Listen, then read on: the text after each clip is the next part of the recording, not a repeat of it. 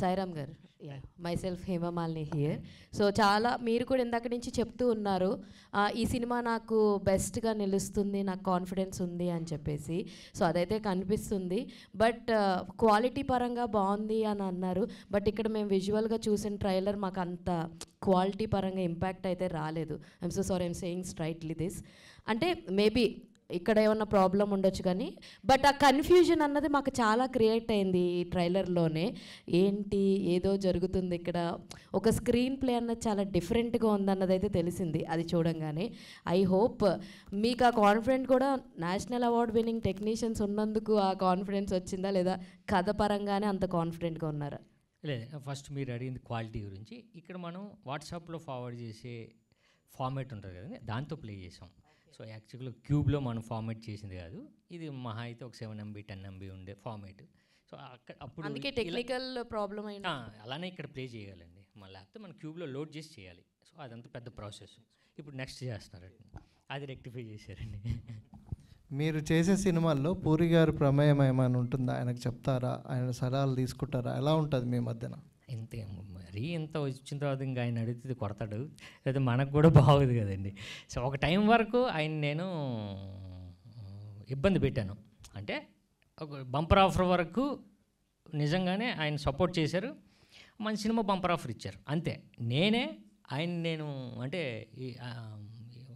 ఏమంటారు దాన్ని, ఇక వాడదలుచుకోలేదు ప్రతిదీని. సో డెసిషన్, ఇప్పుడు ట్రైలర్ పంపించా, ట్రైలర్ చాలా బాగుందిరా అన్నారు. సో ఈ మాత్రం ఒపీనియన్స్ తీసుకుంటాను. అలానే ఇది పట్టుకుంటే 10,000 ఇలాంటి కంటెస్ట్తో వస్తున్నాం అన్నయ్య అన్నాను. అరే కొంచెం జాగ్రత్త చూడండిరా, ఎందుకంటే చాలా ఇది అంటే మీరు ఛాలెంజ్ చేస్తున్నట్టు ఉంటుంది, దాన్ని మీరు కరెక్ట్గా నిలబెట్టుకోవాలి అని పెట్టేసి మళ్ళీ ఒక 10 minutes తర్వాత ఫోన్ చేశాడు.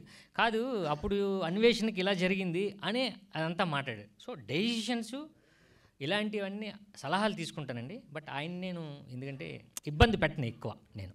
అంటే ఇప్పుడు మీరే చెప్పారు ఆయన సలహాలు, ఆయన ఇన్వాల్వ్మెంట్ ఉన్నంత వరకు బాగా వచ్చిన తర్వాత కొంచెం రాంగ్ ట్రాక్లో పోయినట్టు అనిపించిందా మీకు? మరి అదే సార్ నేనేమంటున్నానంటే, రాంగ్ ట్రాక్ ఎప్పుడు మనం వెళ్ళమండి. ఇప్పుడు నేను చెప్పాను కదండి, ఇప్పుడు నేను రకమైన సినిమా చేశాను, నేను శరత్ కుమార్, మంచి సినిమా, అది రిలీజింగో లేకపోతే ఆ టైమో నాకు కుదరలే. అప్పుడు సినిమా ఫెయిల్ కాదు, నేను ఫెయిల్ కాదు, మేము రిలీజింగ్ ప్రాబ్లం వల్ల ఆ సినిమా మంచి సినిమా ఫెయిల్ అయింది తప్ప అది రాంగ్ ట్రాక్ అని నేను అనుకోనండి.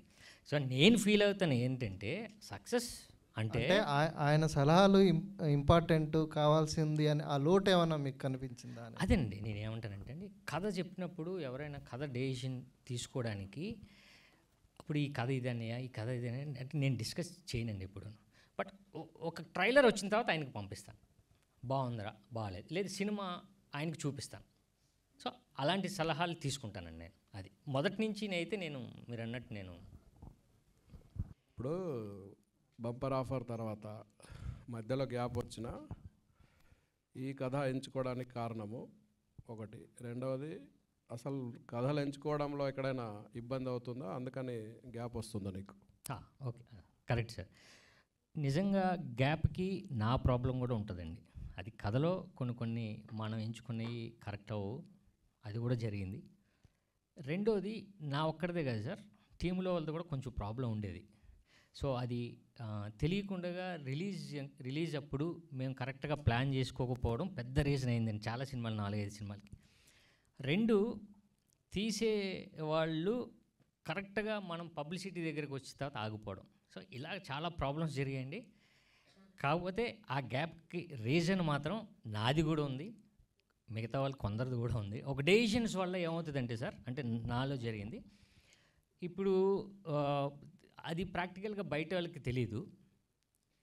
ఇప్పుడు సినిమా జరుగుతున్నప్పుడే ఏదో మనకి ఒక రైట్స్ వస్తాయి, బట్ ఆ రైట్స్ కరెక్ట్ డెసిషన్ ప్రొడ్యూసర్ తీసుకోవాలి. తీసుకొని ఇచ్చేద్దామా వద్దు ఆగుదాం అంటారు సార్ అక్కడే. సో ఇలా జరిగినాయండి చాలా వరకు. సో అదే మినిమం మనం ఎక్స్పెక్టేషన్, మన బడ్జెట్ ఎంత, మనది ఎంత వచ్చింది, మనకు ఓకే అని ఒక రైట్ డెసిషన్ తీసుకుని ఉంటే అట్లీస్ట్ సినిమాలు ఆడకపోయినా ఓకే వీడి మీద ఇంత బిజినెస్ ఒకటి ఉంది, ఇది ఉంది అనేది ఒకటి క్రియేట్ అవుతుంది. బట్ అందులో కథ వరకు నా ప్రాబ్లం అయినా కొన్ని చోట్ల ఇలాంటి ఫెయిల్యూర్స్ జరిగినాయి సార్.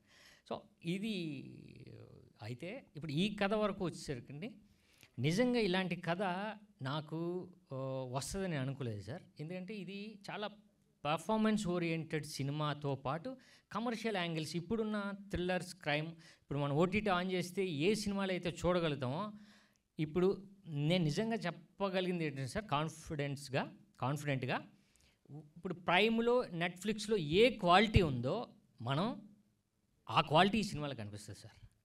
అంటే మేకింగ్ వాల్యూస్ నుంచి, ప్రొడక్షన్ వాల్యూస్ నుంచి, డైరెక్టర్ ఒక్క షాట్ నుంచి, లేకపోతే మ్యూజిక్ డైరెక్టర్ దాకా దాని నుంచి ఆ డైరెక్షన్ ప్రతిదీ మీరు మన క్వాలిటీ ఏదైతే సూపర్ క్వాలిటీ ఉందరా నెట్ఫ్లిక్స్లో అని మనం మాట్లాడుకుంటున్నాం, ఆ క్వాలిటీ